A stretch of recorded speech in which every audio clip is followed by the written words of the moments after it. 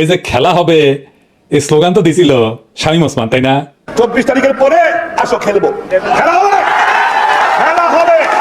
24 তারিখের পরে খেলা হবে। তুই তোর খালেদা জিয়া, তোর জামাত, তোর হেফাজত সব নিয়ে আমরা খেলবো। 24 তারিখের পর খেলা হবে। তো খেলা শুরু হওয়ার আগে আওয়ামী লীগেরা ভাগলো। সাহস থাকলে দেশে আয় বইলা অতি বীরত্বের সঙ্গে হেলিকপ্টারে পলাইলো তার নেত্রী। তাদের তীর্থভূমি ধানমন্ডি 32 নম্বর জয় বাংলা করে দেওয়ায় ওরা এতিম, এখন ওখানে নতুন দাঁত দরকার। দেখেন আমেরিকা তারা মোদির নামে স্লোগান দেয়, welcome welcome Modiji Modiji, we are for Modiji, we are for Modiji, we support Modiji Modiji, we support মোদিজি মোদিজি।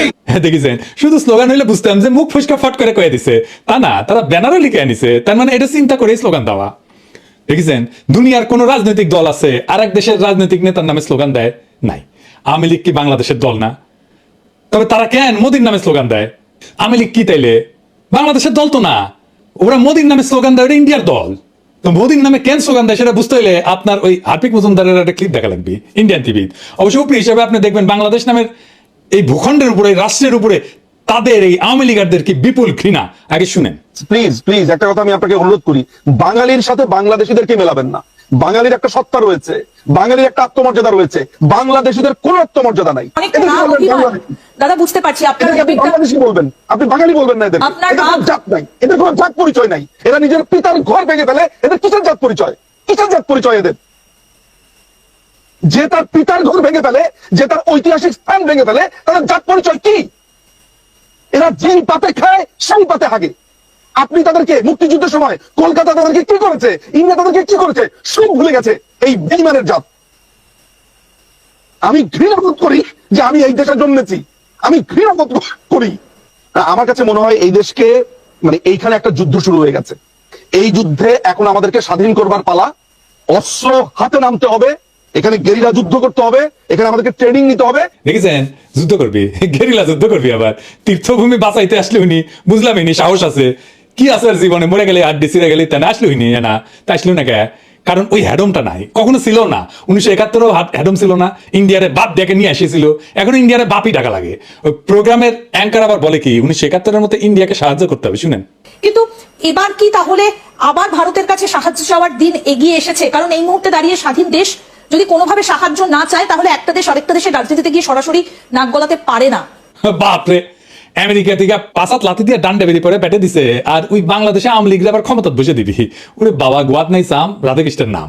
তার মানে আওয়ামী লীগ আর এইসব থার্ড ক্লাস ইন্ডিয়ান চ্যানেল চায় বাংলাদেশের সামরিক হস্তক্ষেপ করে ইন্ডিয়া আবার হাসিনার হারানো রাজ্য উদ্ধার করে দিক। এই জন্যই আমেরিকার মোদির নামে স্লোগান দিছে। আবার দেখান রিটা সাহেব। Welcome welcome Modiji Modiji, we are for Modiji, we are for Modiji, we are for Sheikh Hasina, we are for Sheikh Hasina, we support Modiji Modiji, we support Modiji Modiji, we support মোদিজি মোদিজি। আবার দেখেন সে কয় আমাদের নাকি লজ্জা নাই। হার্পিক মজুমদার কয় আমাদের কোনো লজ্জা বোধ নেই, কিচ্ছু নেই। আমরা আমাদের মহামনীষীদেরকে ঠিক এভাবে ট্রিট করি। মাত্র 6 মাস আগে পাখির মতো গুলি করে বাচ্চা বাচ্চা ছেলে মেয়েগুলোকে মাইরা ফেলাইলো, হেলিকপ্টার থেকে গুলি করলো, ব্লক রেড দিয়ে তুলে নিয়ে গেল, জাতিসংঘের রিপোর্ট আসলো।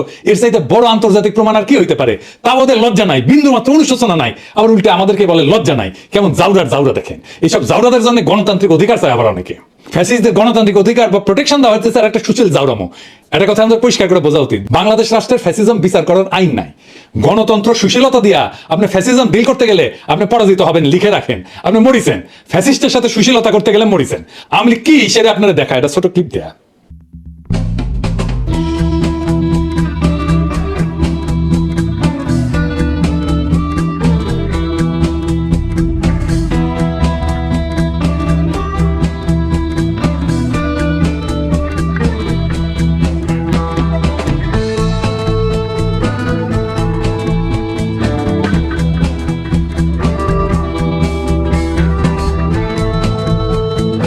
দেখছেন? আওয়ামী লীগ হইতেছে কুত্তাটা, আর ওই কুত্তাটারে যে বাঁচাইতে আসিছিল হইতেছে বাঙ্গু সুশীল। মারা খাবি ওই, আওয়ামী লীগের হাতেই মারা খাবি ওই। একজন ফ্যাসিস্ট নেতা কি গণতন্ত্রে বিশ্বাস করে? বাক স্বাধীনতা আস্থা রাখে না? রাখে না। আপনি গণতন্ত্রের প্যারাডাইমে ফ্যাসিজমকে আনতেই পারবেন না। ওটা ফ্যাসিজমের জায়গা না। দ্বিতীয় বিশ্বযুদ্ধের পর জার্মান নির্বাচন কখন হয়েছিল? প্রথম নির্বাচন হয়েছিল 14 আগস্ট 1449 সালে, হিটলারের পতনের 4 বছর পরে। তো যুদ্ধের পর তারা কি করলো? বিশেষ আইন করে ফ্যাসিস্টদের বিচার করলো। রিপাবলিকের সাধারণ গণতান্ত্রিক আইনে ফ্যাসিস্টদের বিচার সম্ভব ছিল না। নতুন সংবিধান করছিল নাৎসি শাসনের পতনের পর গণতন্ত্র প্রতিষ্ঠার জন্য। এটা তৈরি করতে 48 থেকে 49 সাল পর্যন্ত আলোচনা চলে এবং 23 মে 1949 সালে এটা কার্যকর হয়। তারপরে হয় ইলেকশন। এই সংবিধান অনুযায়ী 1949 সালে 14 আগস্ট প্রথম নির্বাচন অনুষ্ঠিত হয়। তো এই সুশীলদের কেন মনে হচ্ছে একজন ফ্যাসিস্টের জন্য গণতন্ত্রের প্রোটেকশন দরকার? সে কি গণতন্ত্র বিশ্বাস করে? সে কি জয় বাংলা বলা বন্ধ করবে? সে কি জঙ্গি, পাকিস্তানি বীর্য, মব, তৌহিদ, জনতা এই সমস্ত বইলা আমাদের মুখে থুতু দেওয়া বন্ধ করবে?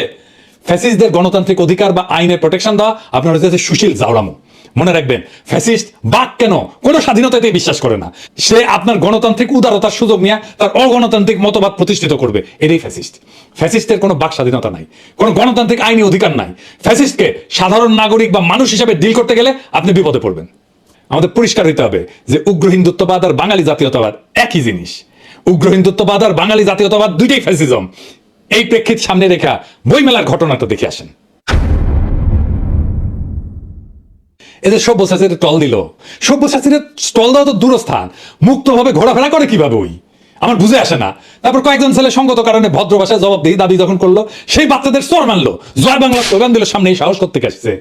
কারণ সে জানে বাংলাদেশের বাঙ্গু সুশীল জাউরাদের বাম্পার ফলন হয়েছে। সে জানে ইন্ডিয়ান মিডিয়ার প্রোটেকশন পাবে। সে জানে ইন্ডিয়ার দালাল বাঙ্গু সুশীলেরা আত্মগ্লানিতেই মরে যাবে এই ঘটনায়। গণতন্ত্র আর বাক স্বাধীনতার কথা বললে তাদের বিচি কান্দে উঠে যায়। আবার বলতেছি, গণতান্ত্রিক আইনে ফ্যাসিজম ডিল করা যায় না। তাহলে তো ফ্যাসিজম সরাইতে বিপ্লব লাগতো না, সুমা দিয়ে হারমোনিয়াম বাজায় সরাই দিতে পারতেন, ইলেকশন করে সরাই দিতে পারতেন, এত রক্ত তো দেওয়া লাগতো না। ফ্যাসিস্ট একটাই ভাষা বোঝে, তাই হইতেছে মাইরের ভাষা। ওদের সাথে এই ভাষায় কথা বলতে হবে। সেই ভাষায় কথা বলছি আমরা 32 নম্বরে, দরকার হলে আবারও বলবো। এই যে কথা কামাল আমাকে নিয়ে কইছে আমি কেন দেশে আসি না। হ্যাঁ শুনান এই দেশে আমি কথা পাচ্ছি, যদিও আমি পিনাকি অথবা অন্য যারা আছে বিদেশি ওদের নিয়ে কথা বলতে তোমাকে স্বাচ্ছন্দ্য বোধ করি না। কারণ আমার কাছে মনে হয় যে ওনারা যদি প্রকৃত দেশপ্রেমিক হতেন তাহলে তারা দেশে এসে কথা বলতেন। দূরের থেকে অনেক কিছু বলা যাক, দেশে আসেন না কেন ওনারা? কথা কামাল আসবো আসবো, এত তলা হইলে চলবে? আমার আগে দেশ ছাড়িয়েছেন তারেক রহমান, উনি না ফিরলে আমি কেমনে ফিরি? আগে বেদ্যবি হয়ে যাবে না? আমার যদি এতই দরকার হয় উনারা ফেরাও, তারপরে আমি যাই। আমি তো তোমার মতো বেদ্যব না, মুরব্বীদের সম্মান করি। উনি আসুক, তারপরে আমি যাবো শিশুর করিয়া। 32 নম্বরে বুলডোজার চালানোর পরে অনেক উত্তেজিত হইয়া টুঙ্গিপাড়া যেতে চাইতেছে। তো সেদিন দেখলাম একজন বাকশালী টুঙ্গিপাড়ায় গিয়ে ভিডিও করিচ্ছে যে সাহস থাকলে আয় টুঙ্গিপাড়ায়, চ্যালেঞ্জ দিস না বাপ। আমরা করলে ডাবল জারমে জানি, উনি মিছিল করে যাবি না কেউ ব্যাংক প্যার। কোন রাজনৈতিক দল যদি নির্বাচনী ম্যানিফেস্টো প্রথম দফা রাখে নির্বাচিত হলে আকাশ থেকে বোমা মেরা টুঙ্গিপাড়া 32 নম্বর করে দিব, তাহলে ওই দল কলে জিতবি। গণরায় নিয়ে কাম করবি। যদি সত্যি আওয়ামী লীগ করবার চাস তাহলে জাউরামো বন্ধ করিয়া অনুশোচনা করিয়া সমাজে মিশ। গেরিলা যুদ্ধ একবার হামদাই দিব টুঙ্গিপাড়া সহ। দেখে থাকে মোদির দিকে আর আসিছে গেরিলা যুদ্ধের হাউস নিয়া। মোদির কি অবস্থা জানিস? আমেরিকার তো গেছিল, কি হয়েছে সেটি আসেন দেখি। মোদি গেল আমেরিকা, তার ছক্কা গেল প্রফেসর ইউনূস বাংলাদেশে বৈশা। বাংলাদেশের কৌশলগত এবং কূটনৈতিক সক্ষমতা আন্তর্জাতিক অঙ্গনে নতুন উচ্চতায় পৌঁছেছে এই গত কয়েকদিনে। বিশ্বব্যাপী প্রযুক্তিগত এবং রাজনৈতিক অগ্রগতির কেন্দ্রবিন্দুতে বাংলাদেশ এখন একটা গুরুত্বপূর্ণ খেলোয়াড় হিসেবে আবির্ভূত হয়ে গেছে। ইলন মাস্কের সাথে আমেরিকা গিয়ে মোদি মিটিং করেছে, আর তার কয়েক ঘন্টা আগে প্রফেসর ইউনূস ইলন মাস্কের সাথে মিটিং করেছে। আমরা মোদির আমেরিকা সফরের সাথে প্রফেসর ইউনূসের ইলন মাস্কের মিটিং এর একটা তুলনামূলক আলোচনা করব। ইলন মাস্কে যারা চিনেন না আর কেন ইলন মাস্ক আগামী বিশ্ব রাজনীতিতে গুরুত্বপূর্ণ তা একটু আলোচনা করে নিই। ইলন মাস্ক টেসলা কোম্পানির মালিক, ও শুধু প্রযুক্তি উদ্যোক্তা না, এখন বিশ্ব রাজনীতির একটা গুরুত্বপূর্ণ চরিত্রে পরিণত হয়েছে। কারণ হইতেছে ব্যবসায়ী স্বার্থ, প্রযুক্তির উপর আধিপত্য এবং আন্তর্জাতিক কূটনীতিতে তার ক্রমবর্ধমান প্রভাব। স্পেস এক্স এবং মহাকাশে সে রাজত্ব করে। মহাকাশ এখন ভূ রাজনীতির গুরুত্বপূর্ণ অংশ এবং ইলন মাস্ক এটার কেন্দ্রে আছে। স্পেস এক্স মার্কিন যুক্তরাষ্ট্রের জন্য মহাকাশে আধিপত্য বজায় রাখার অন্যতম প্রধান হাতিয়ার। ওর স্টারলিংক বলে স্যাটেলাইট ইন্টারনেট পরিষেবা আছে, ভূ রাজনীতিতে গুরুত্বপূর্ণ হয়ে উঠছে। ইউক্রেন যুদ্ধের সময় স্টারলিংক রাশিয়ার বিরুদ্ধে ইউক্রেনের যোগাযোগ ব্যবস্থা সচল রাখার মূল ভিত্তি ছিল। স্পেস এক্স বর্তমানে চীনের মহাকাশ প্রকল্পের বড় প্রতিদ্বন্দ্বী এবং মার্কিন সামরিক বাহিনীর সাথে গভীরভাবে সংযুক্ত। যে কোনো দেশের যোগাযোগ এবং তথ্য প্রবাহ নিয়ন্ত্রণ করতে পারা মানে রাজনৈতিক শক্তি অর্জন করা।